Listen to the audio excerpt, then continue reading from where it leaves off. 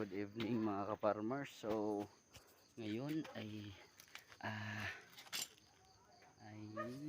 mag-overhaul na naman tayo ng small engine na diesel engine.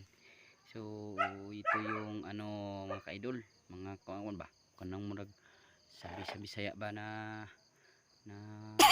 umuusok idol, umuusok. Ito yung sabi ng aming driver ng turtle mga idol, mga ka-farmers. So simulan ko nang binuksan, tinatang-tang-tang at ginagiho-giho ko ni at ito yung spacer niya mga ka-idol sa head niya.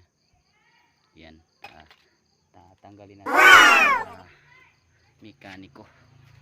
So ito yung nakita ko na diferensya mga kamekaniko. Ito yung gumagalaw, yan tumutunog parang drum.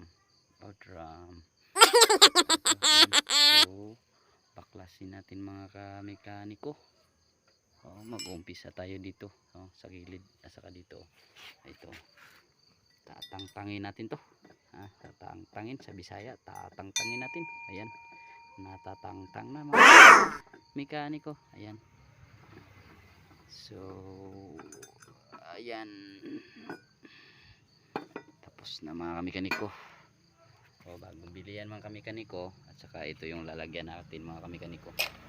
Ang dirty ng higko, dirty na higko pa. Ayan. So dito next natin tatanggalin ito. Ayan. So ang hirap magvi-video ng nagtatrabaho idol, nagtatanggal nito. So tatanggalin muna natin. Ayan mga kamekaniko, natanggal na, natangtang.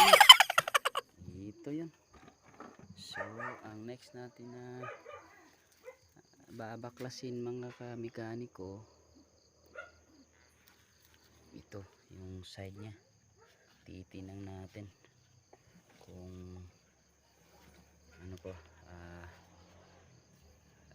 tatanggalin natin yung tatanggalin natin yung itawag na piston nya. So ito na yun mga ka-farmers, natanggal natin yung piston nya, natanggal at saka natangtang pa. Ayan, okay. So ito, binuksan natin yun dito. Tapos yun, meron niya dyan timing. Ayan, N yan, timing. Ayan, so ito yung piston nya. Tinanggalan natin ng ring at pinabilan natin ng ring, at baka at kung may mabibili bukas kasi linggo bukas at ating matatakod. Sarap pakinggan ng aking Tagalog mga ka-mekaniko, ayan. So i-update ko na lang kayo pag na-symbol ko na.